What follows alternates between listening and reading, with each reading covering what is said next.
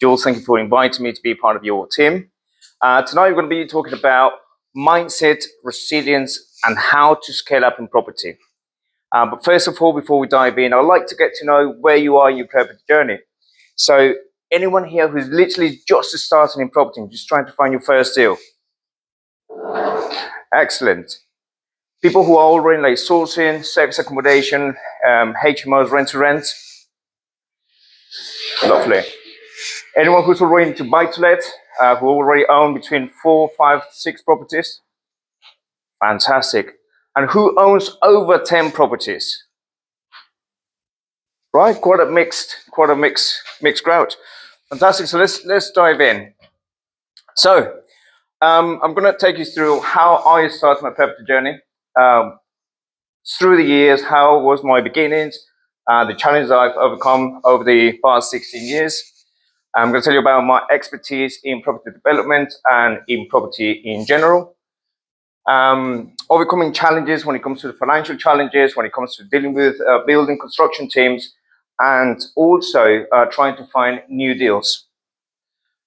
And also some key moments that shaped my success, some really key moments that kind of like took me from where I was and threw me literally 10,000 miles an hour into the next level. So I hope, probably most of you have felt stuck at some point where you kind of don't know where to go, don't know where to, what else you could possibly do to push the boundaries. I've been through that same situation where I've been kind of stuck in the same position until you actually break that barrier and you start scaling up to another level. So I'm an experienced property investor. I've been in the market for about 16 years. I've appeared twice in a very famous program that I'm sure you all know, Homes Under the Hammer, when I was buying properties at auction here in Liverpool. I've also written 2 books in property about how to invest in property and the 5 pillars of property investing. Not only that, but also I've grown my own personal portfolio of just over 50 properties. My expertise go literally from rent to rent, service accommodation, HMOs, heavy refurbishment, and property development. And not only that, but also I have helped investors to start from zero and help them step by step, showing them exactly what to do until they reach their financial goal. So how I started? Well, I came to the UK from Colombia 19 years ago. I was age 16 at the time. And as it happened, I ended up living in a HMO, like most students do at the time, and still today. And when I started there, I started meeting quite a few people within the HMO. And I remember seeing the landlord who rented the room to me was basically sitting in his sofa most of the day, just finding deals. And basically all of his money was passive income. So at one point, I was studying English at the time. I lived in that HMO for about 2 years. And I spoke to one of my friends and flatmates and said, why do we do exactly the same thing? Why don't we just get a property, move in together, and we rent out the other rooms? So we started looking for some deals. We found a property. It was a 5-bedroom house, 2-bathroom in Roehampton back in London.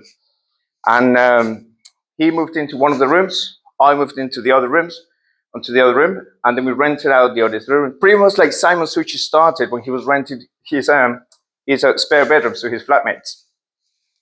And it was a funny story because when we got there, we literally didn't know how we were going to start renting the rooms, where to advertise. I was like, you know what? We are students. Let's go to the student boards and start putting ads and start renting rooms. And we got all 3 rooms rented. And not only those 3 rooms were paying for the whole property, but also it was giving us some passive income.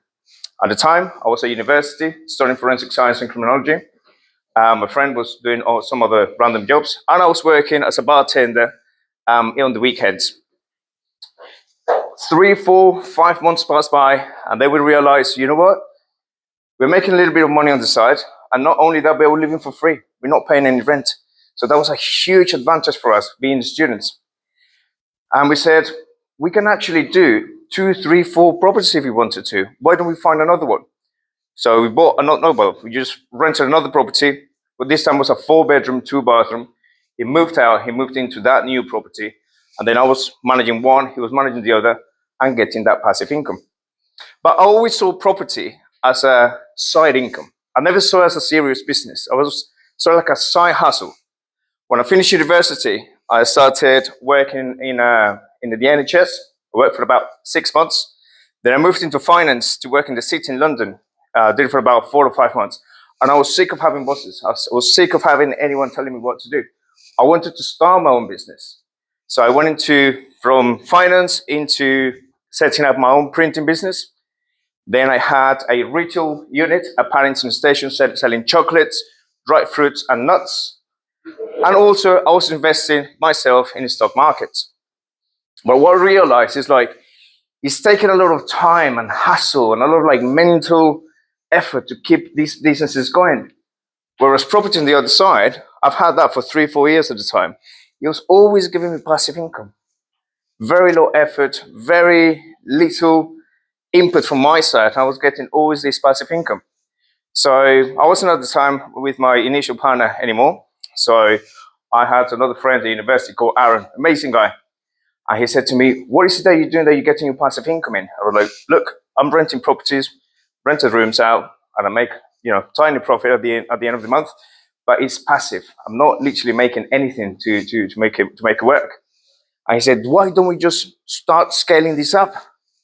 And I said, you know what? I'm done with these businesses. I sold literally one by one, and I started focusing on my rent to rents. So from one rent to rent, turned into 3. At the end of the year, we got 8 rent to rents, producing passive income. So we set up a company at the time, and then we grew this company to about 24 rent to rents. And then come to the time when it's 2014, 2015. Guess what? Service accommodation was the boom. Everyone was talking about service accommodation, Airbnb, Booking.com.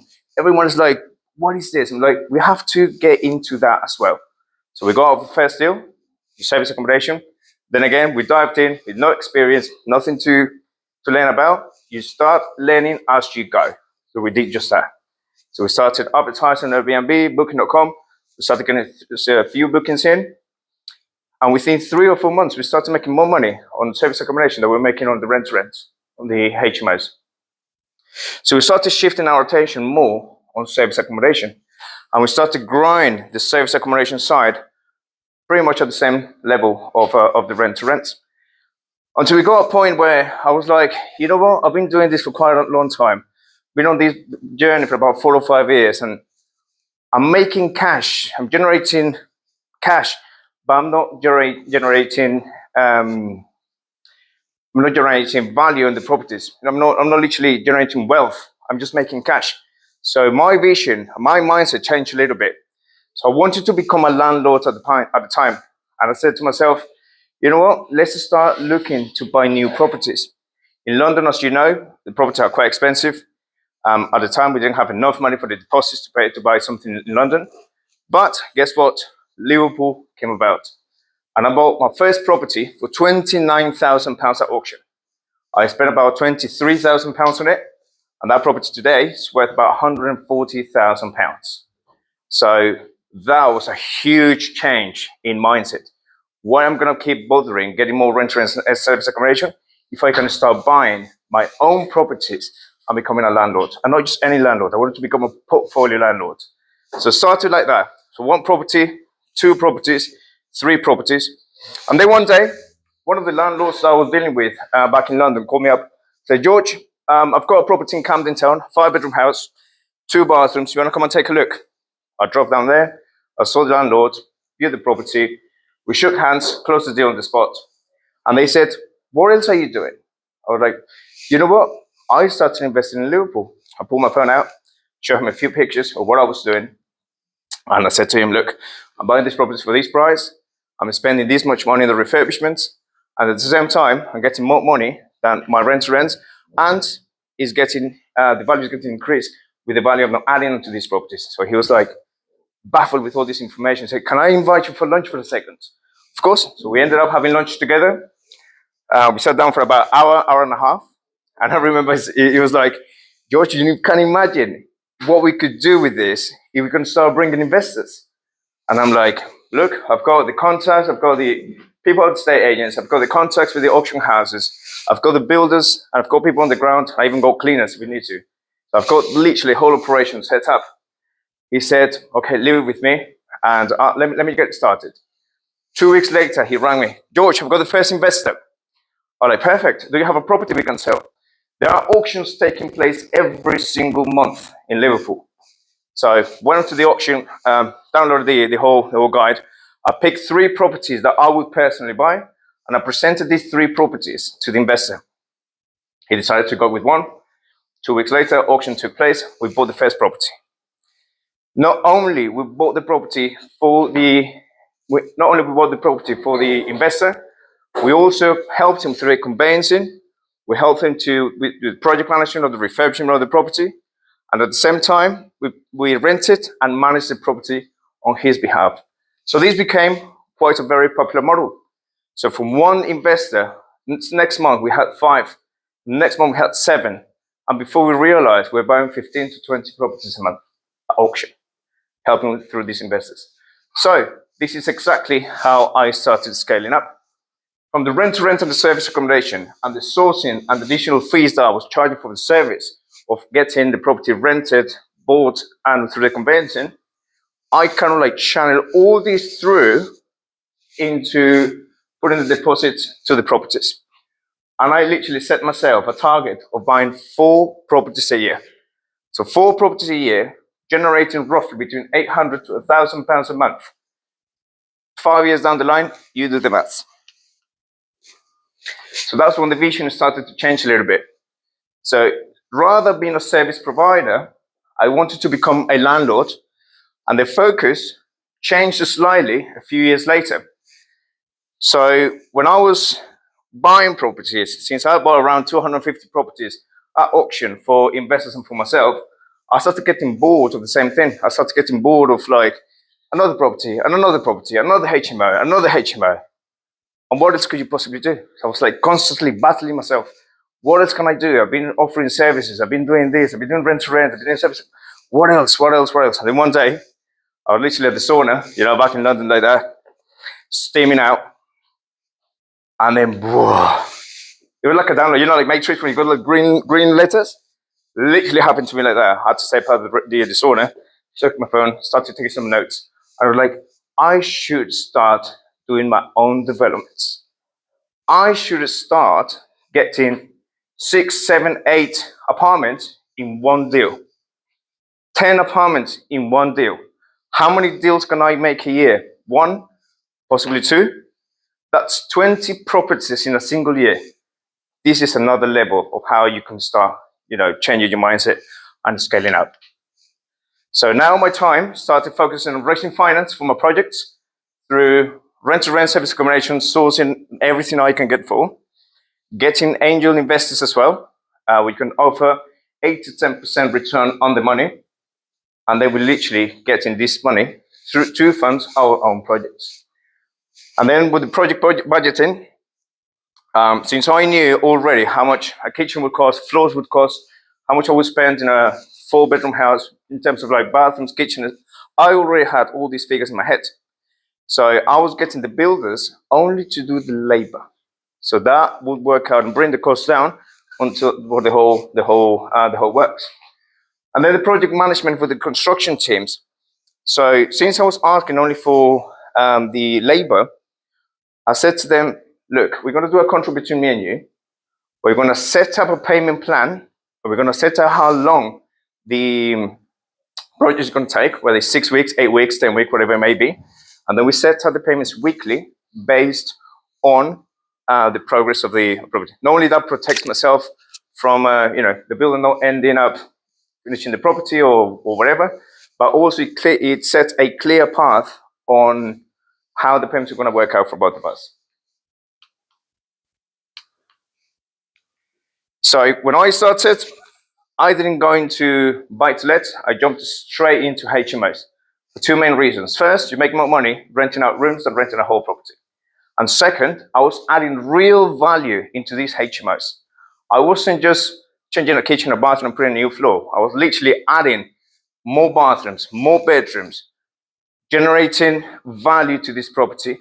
But when I put the refinance on it, they will change on a HMO license. The bank will take this property as a commercial valuation, not just a simple buy-to-let. And they will take the revenue that you make from this HMO and give you a final valuation based on that, which is a lot higher than you get from your buy-to-let. And I was taking this money, recycling it, and we're putting it onto the next deal. And then from there, starting to small conversions, literally putting value wherever I could, basement, loft, extensions, anything I could possibly take. Then I moved into permitted developments, where you can literally start converting properties from, all warehouses, anything that was commercial, retail banks, retail units into residential without going through full planning permission. And then eventually, when you get some experience, you start dealing to bigger deals, full planning permission. Here are some of the developments I have done in the past. So I bought this old derelict pub. Here's when I was dealing with my architects and the color schemes and the interior design. As Jules, your interior designer yourself, you know how important it is to go through all this interior and visual appeal when it comes to renting it out. This property took a week to rent out. And then that was the final version when it was all converted, fully lit up with my name on the top of the building. So these properties just bring in over £8,000 a month. And it was rented within a week. And the same person that took the whole building is still my tenant today after 3 years. Here's another property. Quiet, derelict old house, a lot of structural issues, as you can tell. And we converted it also into 6 apartments. These properties also bring in just over £7,500 per month. And here, fully converted, nicely landscaped. And then again, also took only just over a week to get this rented. This is one of my latest projects, the one I'm currently working on at the moment. The whole building was converted into 14 apartments. We did extension at the back as well, and we still have a piece of land at the back that I'm going through planning permission to acquire 4 more properties at the back of it. So that's how you utilize the most of your land and space to generate money. So this is the role of mindset success. You can see above and see what sort of things you can actually do and start pushing your boundaries, start pushing your limits, get out of your comfort zone. And as I said, if you see it in your mind and you feel it in your heart and you still have the discipline and consistency to push it forward, you can achieve things that you haven't done before. And not only that, but also it grows your self-confidence. When you grow your self-confidence, it allows you to take calculated risks and move forward. Also, by coming to these places like this, you meet like-minded people like you that can help you, in a joint venture, can help you and guide you through difficulties. And this is what networking is all about. So this has helped me to learn from my setbacks and failures. I think every setback that I've had in the past, I've taken it on board and moved on to getting that experience to avoid future mistakes. Discipline has a key factor in how you can push your boundaries. Set yourself a goal and just go after it. Just make sure that every day that you wake up, you work towards that goal and make sure that you spend 1, 2, 3 hours a day doing what you have to do. And staying on course. It's like a ship when you're sailing without a clear map. You start shifting away. If you have a clear course where you're going, it's a lot easier when you're trying to achieve your goal. So as I said before, some of the final thoughts to complete. Try to go upwards and not sideways. Try to become a landlord. Invest in your own assets. This is how you generate wealth. Have a clear target and go where you want to go. The clearer the target, the clearer the goal that you have in mind, the easier it is for you to start working towards it. And very importantly, this is basically the thing that have kind of like pushed the level.